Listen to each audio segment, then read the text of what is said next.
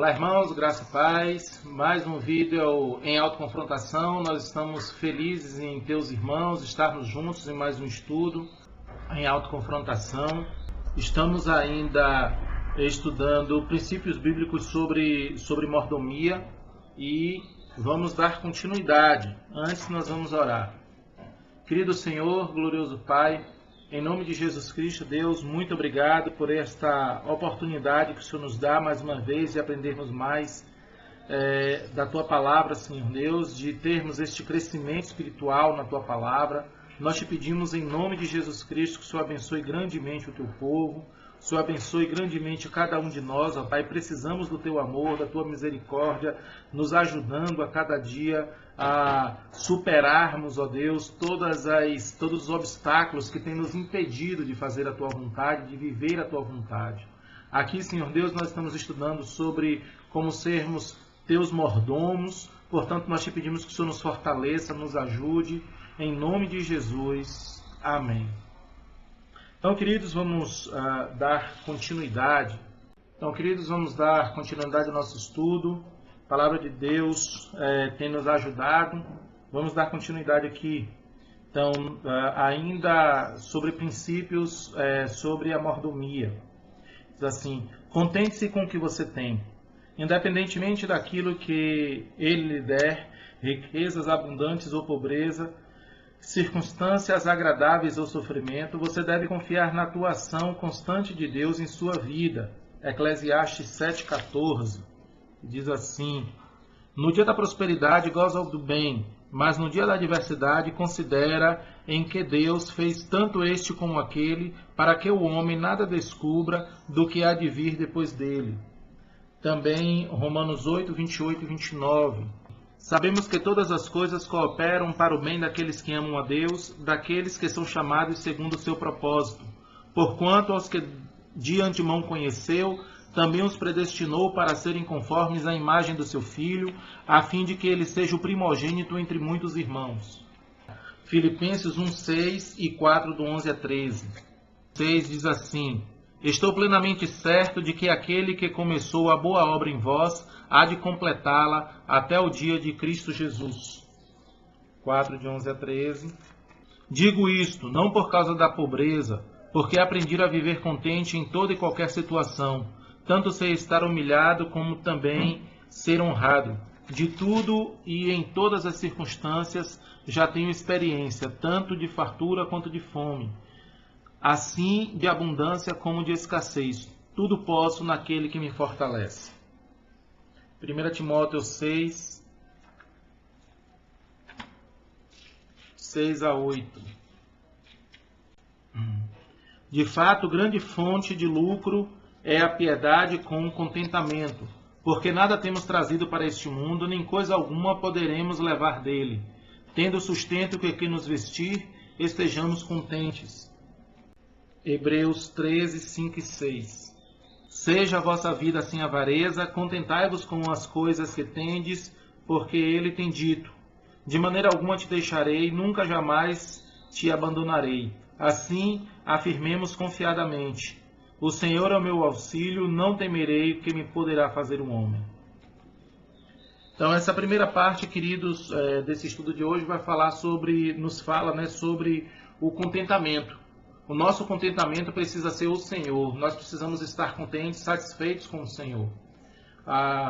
Quando nós temos o nosso contentamento plenamente em Deus, então as circunstâncias não nos afetam, ou nos afetam muito menos do que nos afetariam se nós estivéssemos sem essa plena consciência, sem essa plena satisfação em Deus. Quanto mais satisfeitos no Senhor, quanto mais satisfeitos em Deus, mais nós temos a capacidade de passar pela variação de circunstâncias, mais nós temos capacidade de passar de um estado de circunstância para outro sem o sofrimento e sem a angústia e sem a desesperança, né?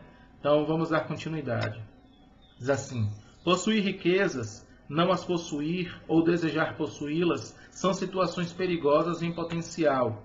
Deuteronômio 6, do 10 ao 12.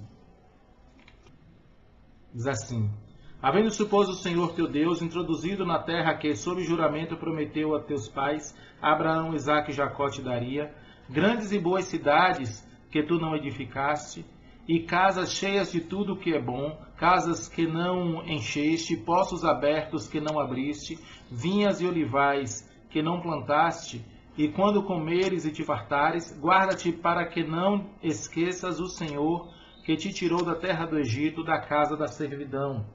Também Provérbios 30, 8 e 9.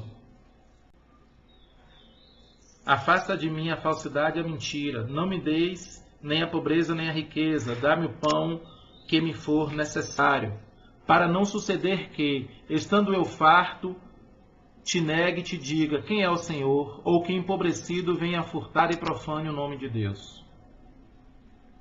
Eclesiastes 5, 10 e 11. Quem ama o dinheiro, jamais dele se farta, e quem ama a abundância, nunca se farta de renda. Também isso é vaidade. Onde os bens se multiplicam, também se multiplicam os que dele comem. Que mais proveito, pois, têm os seus donos do que verem com os seus olhos? 1 Timóteo 6, 9 e 10.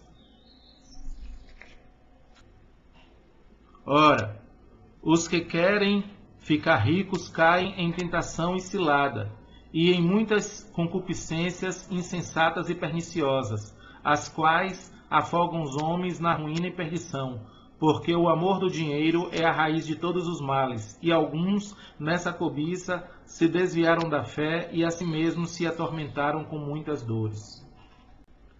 Deus promete cuidar das suas necessidades quando você o honra com seus bens materiais. Provérbios 3, do 9 ao 10.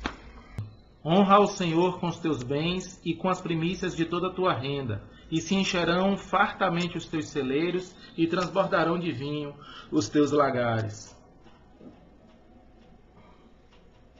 Mateus 6, 33 e 34. Buscai, pois, em primeiro lugar o seu reino e a sua justiça, e todas essas coisas vos serão acrescentadas. Portanto, não vos inquieteis com o dia de amanhã, pois o amanhã trará os seus cuidados, basta ao dia o seu próprio mal. 2 Coríntios 9, 6 e também do 8 ao 11. E isto afirmo, aquele que semeia pouco, pouco também ceifará, e o que semeia com fartura, com abundância também ceifará. Como está escrito, distribuiu, deu aos pobres, a sua justiça permanece para sempre. Ora, aquele que dá semente ao que semeia, pão para o alimento, também suprirá e aumentará a vossa sementeira e multiplicará os frutos da vossa justiça, enriquecendo-vos em tudo para toda generosidade, a qual faz que, por nosso intermédio, sejam tributadas graças a Deus. Filipenses 4, 19. E o meu Deus, segundo a sua riqueza e glória, há de suprir em Cristo Jesus cada uma das vossas necessidades. Então, o que é que nós temos aqui nesses dois pontos? O primeiro é sobre o amor ao dinheiro, sobre o amor às riquezas. Nada tem de ilícito o buscar crescer financeiramente, buscar um conforto maior para si, para a sua família. Nada tem de errado nisso. Pelo contrário, vemos até como um ponto de responsabilidade de quem trabalha com afinco, que se esforça para que de maneira justa e lícita se possa conseguir bens para si e para a família. O problema é o amor a esses bens, o amor exagerado ao dinheiro, o amor aos bens materiais e às riquezas. A continuidade tem nos mostrado também que o Senhor, Ele cuida das nossas necessidades. Ele é o nosso pastor, Ele não deixa faltar nada.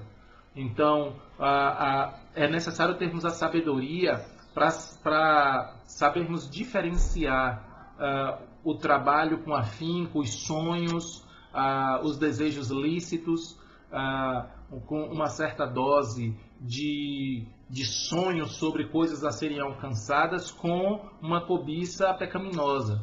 saber essa diferença e agir de acordo com essa diferença, escolhendo sempre, claro, agir de maneira não pecaminosa, vai fazer com que nós sejamos aqueles que andam realmente no caminho do Senhor em relação à nossa vida financeira, em relação aos bens e aos talentos que o Senhor tem colocado em nossas mãos.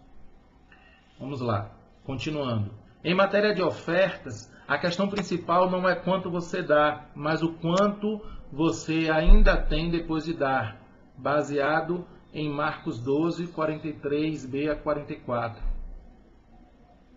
E chamando os seus discípulos, disse-lhes: Em verdade vos digo que esta viúva pobre depositou no gasofilácio mais do que fizeram todos os ofertantes, porque todos eles ofertaram do que lhes sobrava. Ela, porém, da sua pobreza deu tudo quanto possuía, todo o seu sustento. O ato de dar deve ser sacrificial, mesmo em tempos de grande dificuldade financeira. 2 Coríntios 8, do 2 ao 4. Porque no meio da muita prova de tribulação, manifestaram abundância de alegria, e a profunda pobreza deles superabundou em grande riqueza da sua generosidade, porque eles, testemunham eu, na medida das suas posses, e mesmo assim acima delas, se mostraram voluntários, pedindo-nos com muitos rogos a graça de participarem da assistência aos santos. Agora, crentes que possuem abundância de bens devem contribuir em maior proporção para permitir o avanço da obra do Senhor e abençoar outros, em vez de gastarem excessivamente o seu capital apenas em prazeres pessoais. Lucas 12, 15, 18 a 21. Então lhes recomendou: Tende cuidado e guardai-vos de toda e qualquer avareza, porque a vida de um homem não consiste na abundância dos bens que ele possui. Também do 18 ao 21 diz assim: E disse: Farei isto, destruirei os meus celeiros, reconstruí-los-ei maiores, e aí recolherei todo o meu produto e todos os meus bens. Então direi à minha alma: Tens depósito para muitos bens, para muitos anos. Descansa, come, bebe e regala-te. Mas Deus lhe disse: Louco, esta noite te pedirão a tua alma, e o que tens preparado para quem será? Assim é o que entesoura para si mesmo e não é rico para com Deus. Atos 4, 34 e 35. Pois nenhum necessitado havia entre eles, porquanto os que possuíam terras ou casas, vendendo-as, traziam os valores correspondentes e depositavam aos pés dos apóstolos, então se distribuía a qualquer um à medida que alguém tinha necessidade. Também 2 Coríntios 8, do 13 ao 15. Porque não é para que os outros tenham alívio, e vós sobrecarga, mas para que haja igualdade, suprindo a vossa abundância no presente a falta daqueles, de modo que a abundância daqueles venha a suprir a vossa falta, e assim haja igualdade, como está escrito: o que muito colheu não teve demais, e o que pouco não teve falta. 1 Timóteo 6, do 17 ao 19. Exorta aos ricos do presente século que não sejam orgulhosos, nem depositem a sua esperança na instabilidade da riqueza, mas em Deus, que tudo nos proporcionou ricamente para o nosso aprazimento. Que pratiquem o bem, sejam ricos de boas obras, generosos em dar e prontos a repartir. Que acumulem para si mesmos tesouros, sólido fundamentado para o futuro, a fim de se apoderarem da verdadeira vida. Aí vem: você deve planejar para contribuir com regularidade, além de atender às necessidades imediatas. 1 Crônicas 29, 9. O povo se alegrou com tudo o que se fez voluntariamente, porque de coração íntegro deram eles liberalmente ao Senhor. Também o rei Davi se alegrou com grande júbilo. Agora, Atos 4, 34 e 35. Pois nenhum necessitado havia entre eles, porquanto os que possuíam terras ou casas, vendendo-as, traziam os valores correspondentes, e depositavam aos pés dos apóstolos. Então se distribuía a qualquer um à medida que tinha necessidade. 1 Coríntios 16, 2. No primeiro dia da semana, cada um de vós ponha de parte em casa, conforme a sua prosperidade, e vá juntando, para que se não façam coletas quando eu for. 2 Coríntios 8, 4. Pedindo-nos com muitos rogos a graça de participarem da assistência aos santos. Letra D. Há mais valor em dar do que em receber. Atos 20, 35b. É mister socorrer os necessitados e recordar as palavras do próprio Senhor Jesus. Mais bem-aventurado é dar do que receber. Então, o que é que nós vimos aqui?